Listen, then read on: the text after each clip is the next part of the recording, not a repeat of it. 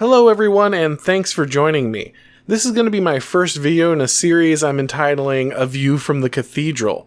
I think I have a somewhat unique experience in that even though I'm very right-wing, I've spent almost my entire adult life working in jobs that we would call part of the cathedral. Ever since I left college, my jobs have pretty much always been in either the education, news media, entertainment, or political realm. And so even though I've never been a top dog in any of these, I've never been a big player, I'm not going to be opening up any of the deep, dark secrets that exist at the top levels of any of these organizations. These are waters I have swam in my entire life. I've been inside progressive organizations, worked alongside these people for a very long time. This is something I'm very used to. And so I thought I could provide an interesting perspective when it comes to, okay, what does it take for a right-winger to become part of these organizations? How do you get these jobs, even though they're dominated by progressives? How do you keep those jobs? And what can we do as right-wingers looking from a more dissident right perspective? What can we do to either become part of these organizations and steer them our direction, or develop parallel institutions that can challenge the power of the cathedral in these areas? So that's what this series of videos is going to be about. My experience inside these progressive institutions, what I think it's like for dissident right-wingers to exist inside those kind of power structures, and what we can do from inside to either change them or what we're going to have to do from outside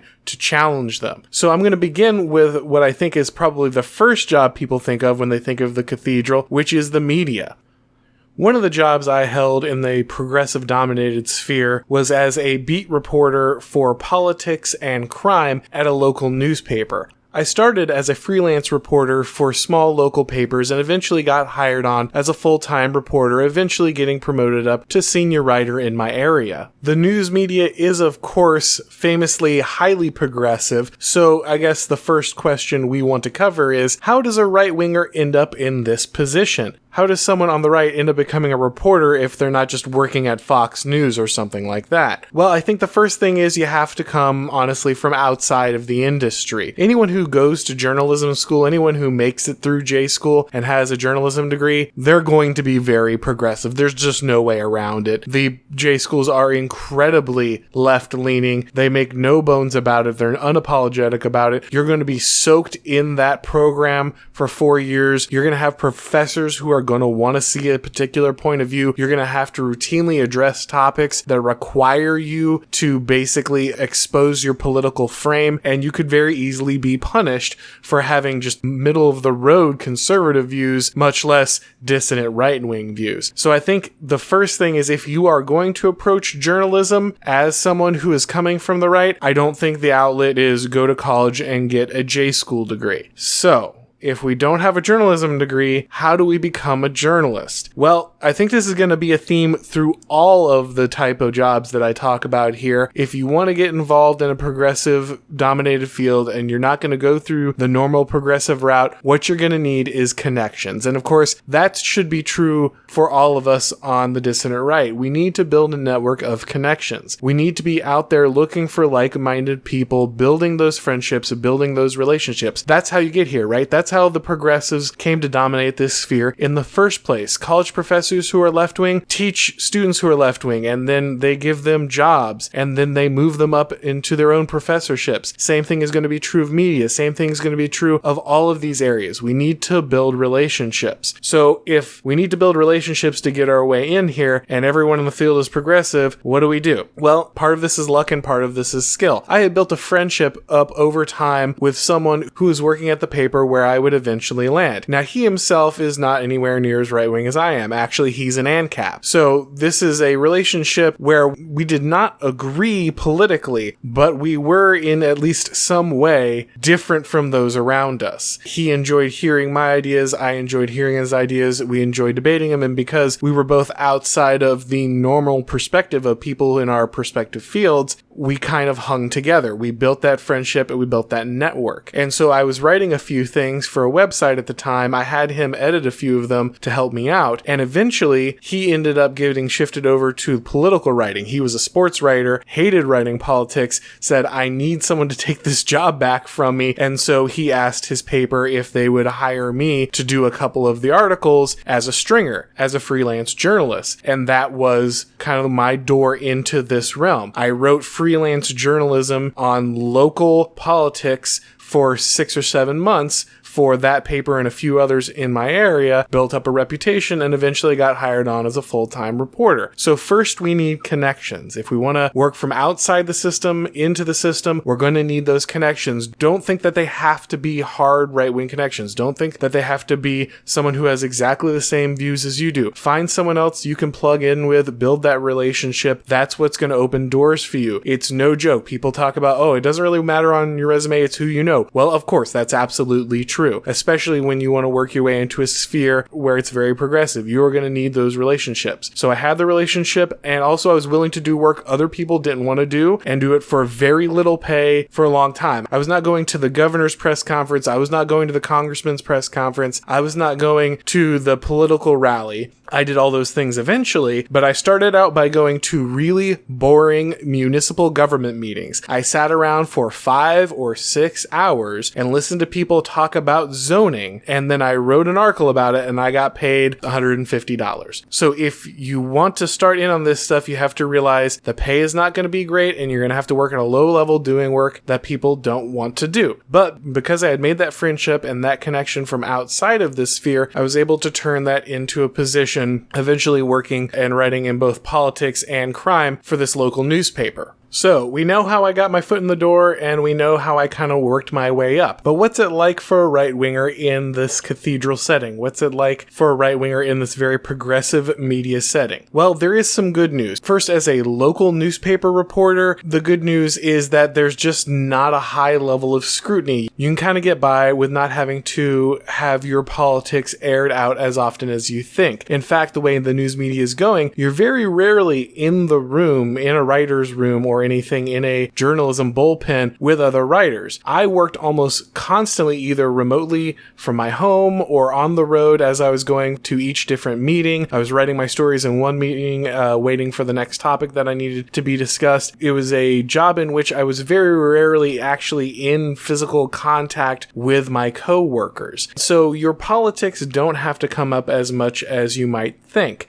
Even in the political realm, I was also able to not have to out my political ideology as often as you'd think, because even though I was writing about politics, I could often put my frame out there as down the middle of the road. So while many people in the area, many reporters working for other outlets would frame things in a very leftward stance, I was able to write my columns and not have them come under complete hostile attack, often by playing it more down the middle. It would seem right-wing compared to all the extreme left-wing opinions that were being aired in many of the quote-unquote news columns, but it didn't immediately scream right-winger, dissident right-winger.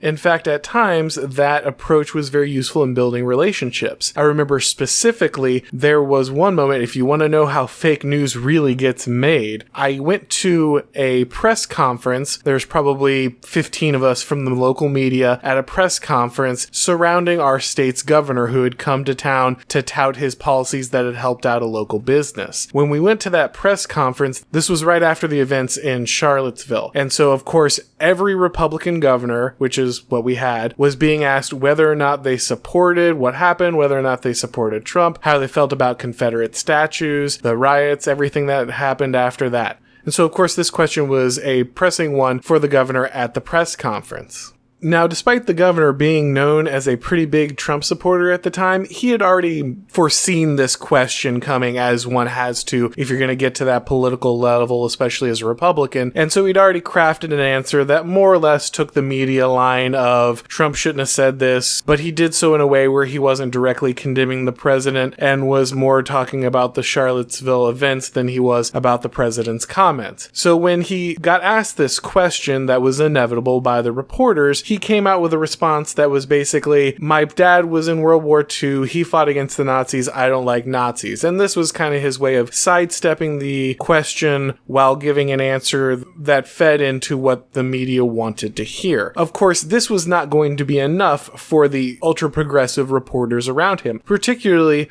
one very ambitious, progressive female reporter who was standing next to me during the press conference. Even though the governor had given his response multiple times, times to this question, she continued to ask it over and over again, each time slightly tweaking the question, saying, but do you agree with what the president said about there being fine people on both sides? Do you agree? Pushing this narrative that the president was basically in favor of alt-right people who were going to go out and run over people with cars or whatever nonsense narrative that she was trying to push. She kept going back and asking this over and over and over again, basically trying to get the governor to say he agreed with running over people with cars, and that's what the president was saying when he made his remarks on the incident. The governor was, of course, very practiced at this and was pretty cool under pressure. He answered the question 8 or 9 times exactly the same way. He gave exactly the same response and just continued to move on looking for different questions. But this was not going to be denied. It didn't matter that the government had already bent over backwards to placate the progressive element. It didn't matter that he had basically already gone out of his way to align his answer with the progressive narrative and make it acceptable to these cathedral operatives. This reporter was going to get her pound of flesh. She was going to get her headline. So she asked it over and over in a slightly different way, each time tweaking it. And finally, eventually, the governor said something like, look, the president said there were fine people on both sides, and that was all she needed. She took that little bit, that little snippet, chopped that quote up, and twisted around, turned her headline into, this governor absolutely supports Nazis running over protesters in the street. That's all she needed. That's the story she wrote. And it got blasted out everywhere.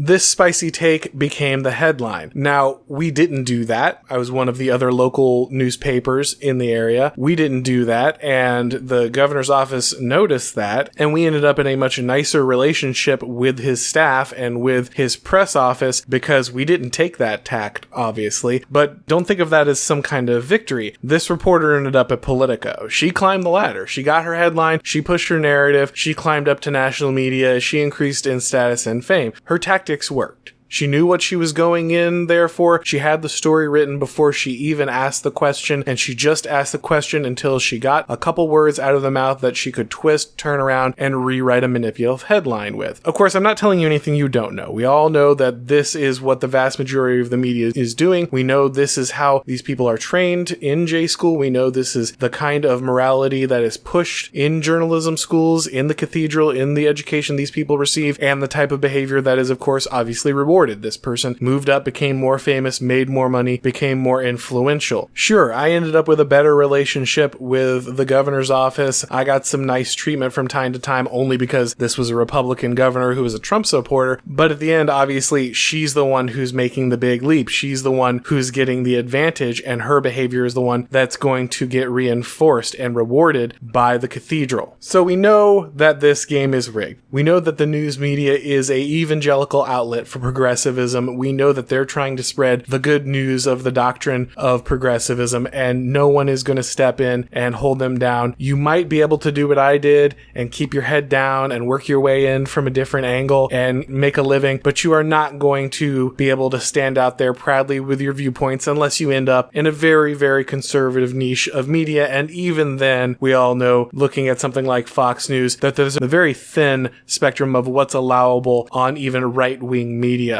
So what are we going to do as dissident right-wingers? What are we going to do as people who are coming from outside of this narrative? How do we impact the media? How do we change this paradigm? In general, I think with most of these things, we have 2 options. We can try to figure the best way to get inside, or we can figure out the best way to create a parallel system, something to challenge the structure. Now, I'm going to tell you right off the bat, I think with media, working your way from the inside is pretty much a lost cause. Like I said, even in the very off chance that you're able to come from outside J school and hold on to your right-wing political beliefs and work your way from a different angle into the business at a low level and work your way up, I think you're still going to be getting leapfrogged by people who are pushing progressive narratives, and you're going to spend the entire time trying to keep your political viewpoints, your frame, out of your work, which means you're not really doing anything but marking time inside the progressive system. So I think this one almost exclusively has to come from outside. I think the first thing is is local journalism, guys. Local journalism doesn't necessarily have to be boarding municipal meetings like I did, though that is certainly a way to do it. What I mean is that inside your city, inside your county, inside your state, there are things going on that you can write about from a right-wing perspective that a lot of people aren't talking about. You may not know this, but the vast majority of media companies are consolidating. There are very few local papers left. Most places, even mid to large size metropolitan areas, are one paper towns. And so there is a space for people having some work outside of that. There are people who are looking for different opinions. There are people looking for things that have not been covered. That said, a lot of the media in its normal form is dying. The very traditional forms of especially print media are almost dead. So you're probably not going to go into something as a straight up, dry, down the middle newspaper reporter. You're going to need to build a brand. You're going to need to build a name for yourself. You're going to need to build a style. And so I think that's something that we as a right-wing community could do.